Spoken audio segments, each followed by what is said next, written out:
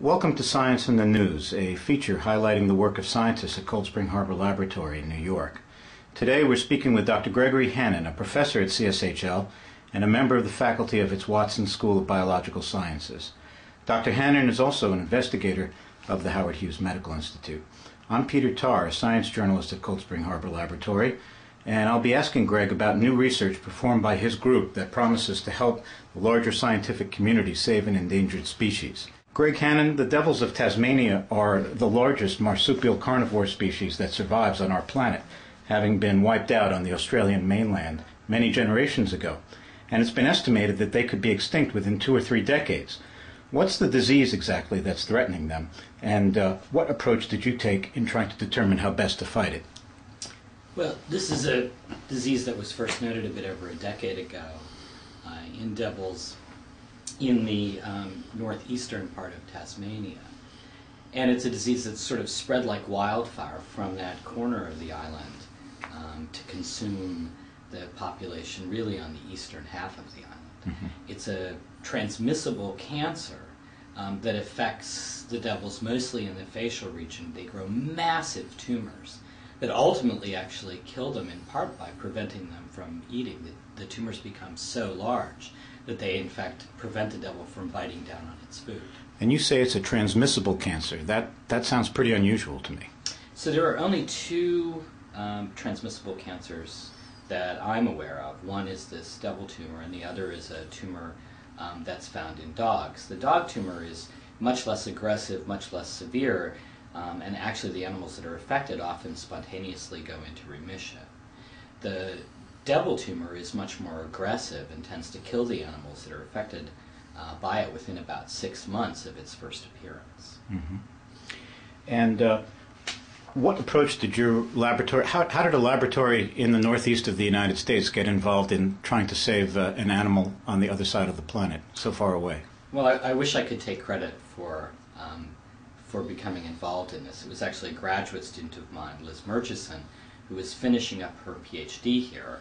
And she's since graduated, of course, and moved on to a collaborating lab at the ANU. But really, Liz, being a native Tasmanian, was acutely aware of this problem, and as a nature lover, really also wanted to try to contribute, at least in some small part, we hope, to the solution. Mm-hmm. And so she really brought this to my attention at the time when she was finishing her PhD thesis. And it was such a compelling problem, both from the environmental perspective and from the cancer biology perspective, that I felt bound to support her interests and her efforts to try to understand the etiology of this disease. Mm-hmm. And when Liz began this project, she knew already, and the scientific community knew, that this was a clonal cancer, so to speak. Well, there was some evidence that had emerged that this was a tumor that was essentially metastasizing not within an individual animal, but through a population of animals. Sort of an unheard of thing, and that's from the perspective of a basic cancer biologist, one thing that I found so unusual and that really it compelled us to try to study this. And so what was your lab's approach? What did you do? Well, it was already known that the tumors that had been isolated from devils in geographically and temporally separated devils that were isolated in geographically separated regions and at different times over the past decade or so had tumors whose chromosome structure was rearranged in such a way that it appeared that either these tumors were arising through an identical series of genetic events, which seemed very unlikely, or that the cell line itself was spreading from animal to animal. And so we had a couple of questions in mind. The first was, what was it about this tumor that was unusual, that enabled it to do this very odd thing, to essentially metastasize from individual to individual? What kind of cell was it from? What was its derivation initially in the body? And what is it that allowed it to evade the immune response of the devils which had colonized, essentially? And so you essentially wanted to characterize the tumors taken from various tissue samples. From a genetic perspective, we did, and we looked at this in a couple of different ways. The studies that were aimed at discerning the origin of the cell were really based on understanding the expression profile of the genes within the tumor cells and to compare those essentially to known reference cell types. And so each cell in our body expresses a unique profile of genes based upon its identity. Cells in the bloodstream, cells in the muscle, etc. have very different profiles of gene expression which manifest themselves as RNA transcripts. We studied two major types of RNA transcripts: long RNA transcripts, which are those that encode proteins, and short RNA transcripts, which is the central focus of my lab.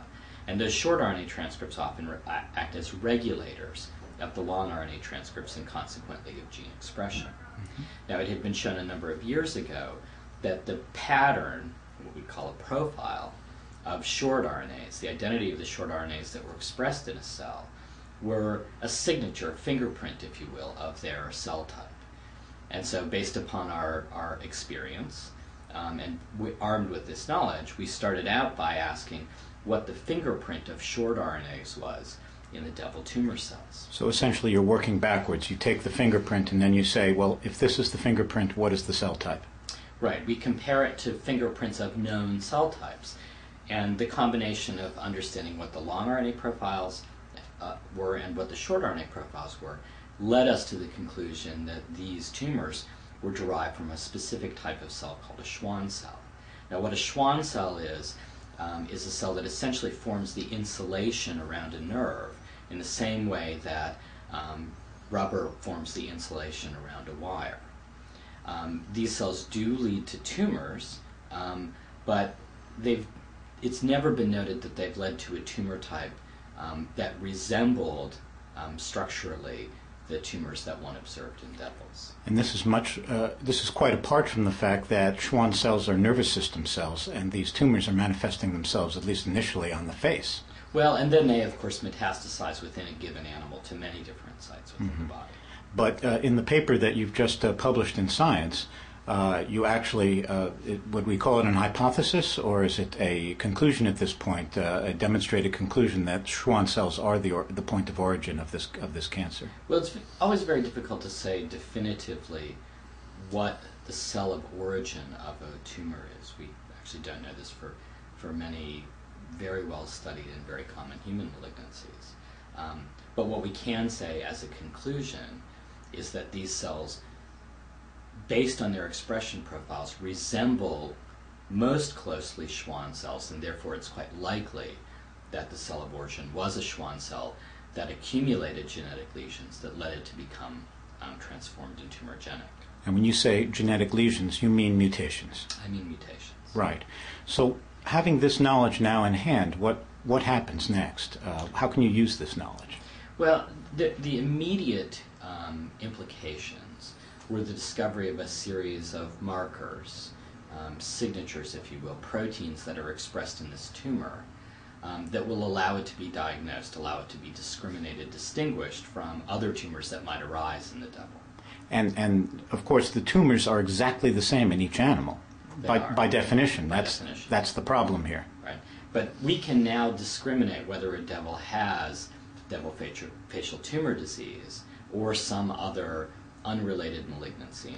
And that in itself is valuable for conservation purposes, for example. But ultimately, of course, one of the things that Liz was acutely interested in was to try to contribute to strategies to actually conserve, to save the devil. Mm-hmm.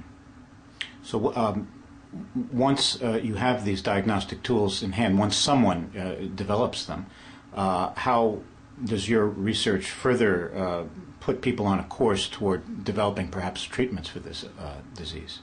Well, treatments might be a shade hopeful at the moment. Mm-hmm. But what one can conceive of is that the more we know about the tumor, about its origins, about, for example, proteins, mutant or otherwise, that it expresses aberrantly, there might be possibilities, since the cell is identical from animal to animal, to develop some sort of strategy to wake up the immune system to its presence. And you might consider a vaccine strategy. Tumor cells often aberrantly express many proteins which are not expressed in the normal counterparts of those cells. One might get very lucky and find a certain mutant form of a protein which you could use to essentially instruct animals' immune systems to distinguish the tumor cells from the normal cells. And I think there is a possibility that one could be on a course toward that, obviously with further work to understand the expression profiles, the protein content that make these tumor cells unique. With respect to the estimates that have been made by, I guess, wildlife experts, that the devils might only have 2 or 3 decades left unless a solution is found. Are you made more optimistic by the findings that you've just published? Do you feel a little bit better about the prospects of the devils actually being saved within that time frame? Well, obviously, in any race against time, it's difficult to be optimistic. One should be motivated for further work, but optimism is perhaps a strong word. I think that there is not going to be one strategy that will be followed or should be followed to try to conserve this population. There are efforts to create insurance populations by sequestering wild-caught devils away from animals which could transmit the disease. I think the biological efforts that we have to understand the disease could help to characterize those insurance populations. But then, of course, also there will be substantial interest in trying to build upon these findings to try to come up with a strategy to actually prevent the spread of the disease in the wild. Greg Hannon, thank you very much for talking to us about your recent discoveries about the disease that's threatening the Tasmanian devils. Thanks, Peter.